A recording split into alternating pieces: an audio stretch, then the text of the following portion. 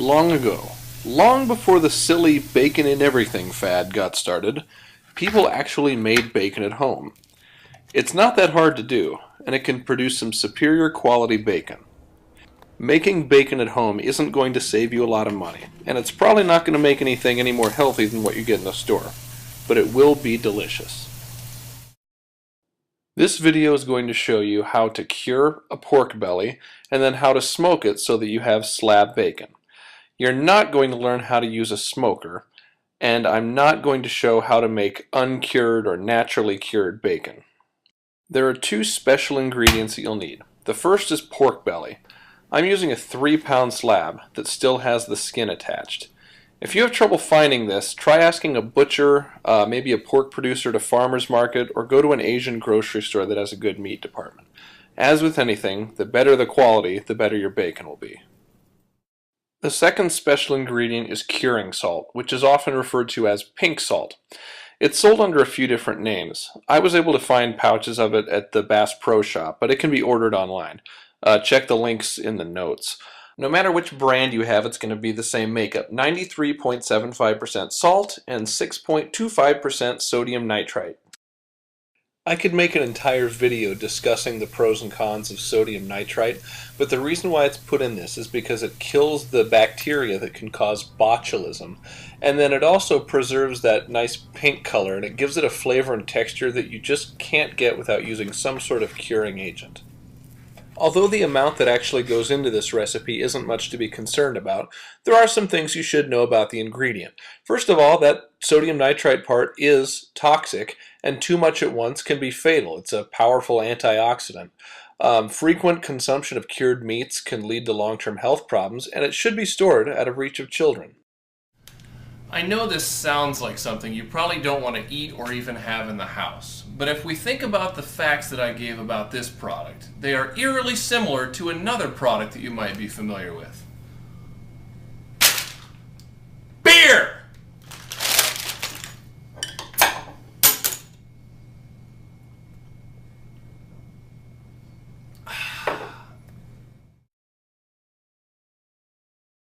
If you're not convinced, that's fine, but please don't try this recipe without the pink salt.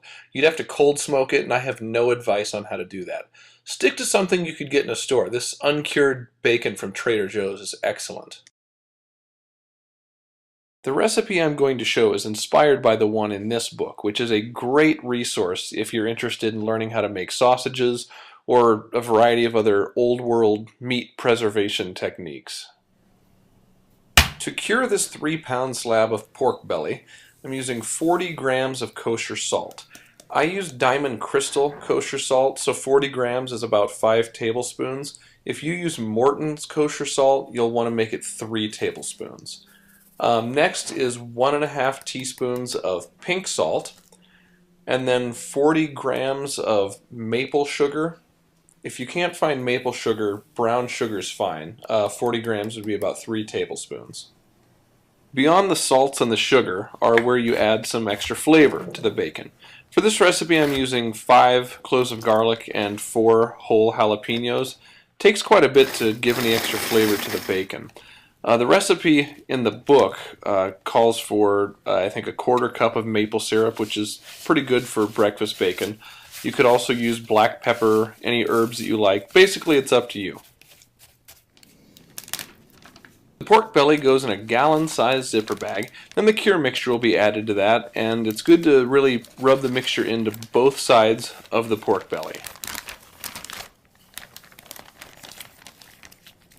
Then the air needs to be squeezed out of the bag, and this will go into the refrigerator skin side down. The bag will need to get flipped every other day, and I'm starting on a Saturday, so it'll need to be flipped on...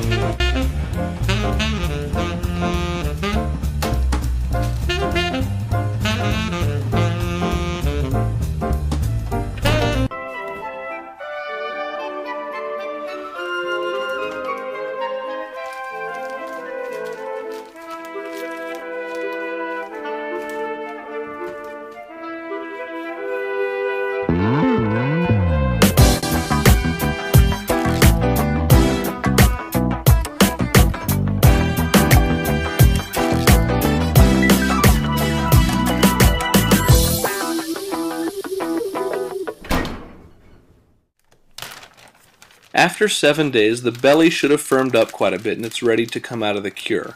The seasoning should be rinsed off the surface, and this also takes care of a lot of the saltiness. It needs to be patted dry and then put on a rack above a pan. That's going to go into the refrigerator for 12 to 24 hours. This gives the meat enough time to develop a pellicle, which is when the surface gets a little dried out and kind of tacky. That helps the smoke flavor to stick to the meat. And when it comes to smoke, you'll want to go for something relatively mild. Fruit woods are best. Things like hickory are way too strong for bacon. The reason why you see so many applewood smoked bacons is because applewood is perfect for smoking bacon. I like to use the chips. Like I said before, I'm not going to teach you how to use a smoker, but it needs to be at 200 degrees Fahrenheit. The pork belly will go in there, skin side down, until it reaches an internal temperature of 150 degrees. Should take about 2.5 hours. This is my homemade smoker. It's a little goofy, but it gets the job done. If you don't have a smoker, but you do have a grill, I'd encourage you to look up ways to use it as a smoker. At the very least, you could put the pork belly in there and hit it with a lot of smoke for like 30 minutes or so at a low temperature. Then you can finish the pork belly in a 200-degree oven until it hits 150 degrees. Once the slab has hit the magic temperature, it needs to cool off on the counter for a couple of hours. But after 10 minutes, while it's still warm, you should remove the skin. It should come off pretty easily in one piece, and don't throw this away. It would be really good if it's put into a pot of soup for flavoring. If it weren't so salty, I'd give it to the dog. After it's cooled completely, you can peel some other things off. Here's some silver skin, and then I also like to trim off the reddish-brown bits there. You can leave it on, but it makes the slices a little more rustic than what I want. Also like to trim the ends off just so it'll be nice and neat on the edges when I start slicing. Before it gets sliced, it should be thoroughly refrigerated or maybe even put into the freezer for a little while to really firm it up. That's going to make the slicing a lot easier. And I don't have a very good slicing knife. I'm just going to use the chef's knife here to do the best that I can. If you own a meat slicer, this is the perfect time to bust it out. It's kind of hard to make really even, thin slices if you're doing it by hand, but actually it's kind of nice to have it a little bit thick. And since this is slab bacon, there's some things you can do with this that you can't do with grocery store bacon. If you cut a nice thick piece like this, about 1/4 of an inch thick, then you can cut it into what's called lardons, which are perfect to use on salad.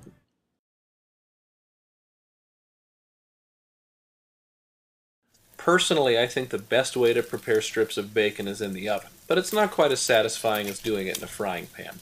With this homemade bacon, I like to do it at a really low temperature because I've found that it's a little bit more prone to burning if it's cooked at too high of a temp.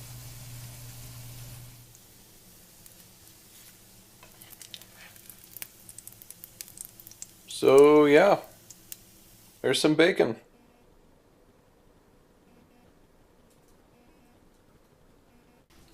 Obviously, I'm going to end this video by making you watch me eat my bacon.